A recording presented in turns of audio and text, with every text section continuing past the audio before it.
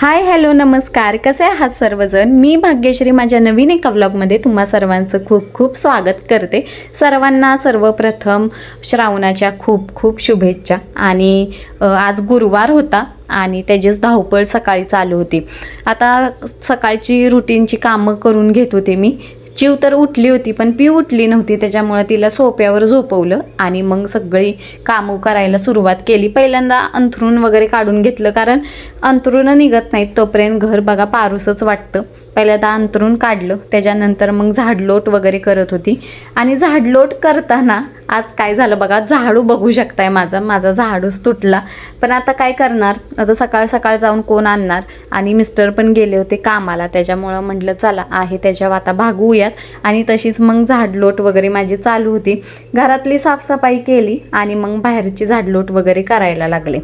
आता मला आणखीन एक तुम्हाला सांगायचं होतं कमेंटविषयी. तर मी जेव्हा होम टूरचा व्हिडिओ टाकला होता तेव्हा मला एक दोन ताईंच्या अशा कमेंट आल्या होत्या की त्यांनी माझी गिरण पाहिली, म्हणजे घरघंटी पाहिली होती आणि त्याच्यावर त्यांचा असा रिप्लाय होता की त्याचा रिव्ह्यू दे किंवा घरघंटी चांगली आहे का, त्याची थोडीशी माहिती दे. तर तेच मी तुम्हाला सांगणार आहे. तर माझी घरघंटी साधारणतः एक 4.5 ते 5 वर्ष घेऊन झाली आहे मला. आणि तेव्हा ती मला घरघंटी 12,000ला भेटली होती. आता त्याची किंमत वाढलेली असेल. आणि ती कंपनी आहे ती फॉनिक्स कंपनी आहे.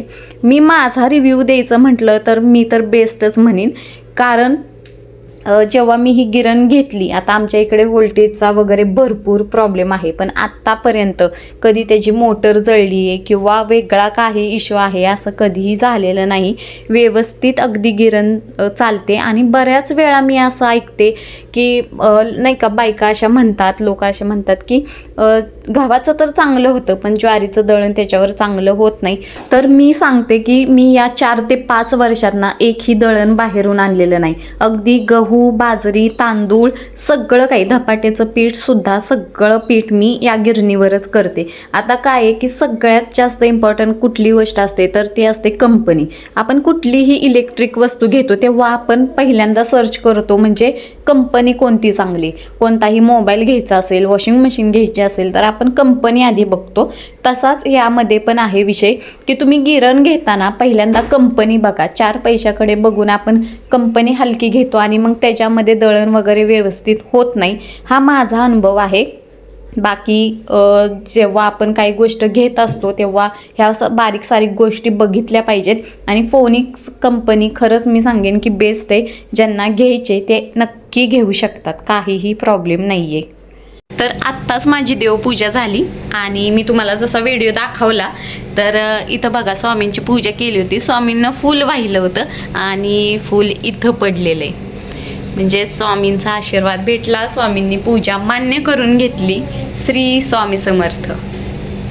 जे मी आत्ता तुमच्याबरोबर शेअर केलं ना, ते शेअर करायचं रिझन हेच होतं की बघा, आपण देवपूजा तर रोज करतो पण ह्या गोष्टी काही रोज रोज घडत नाहीत.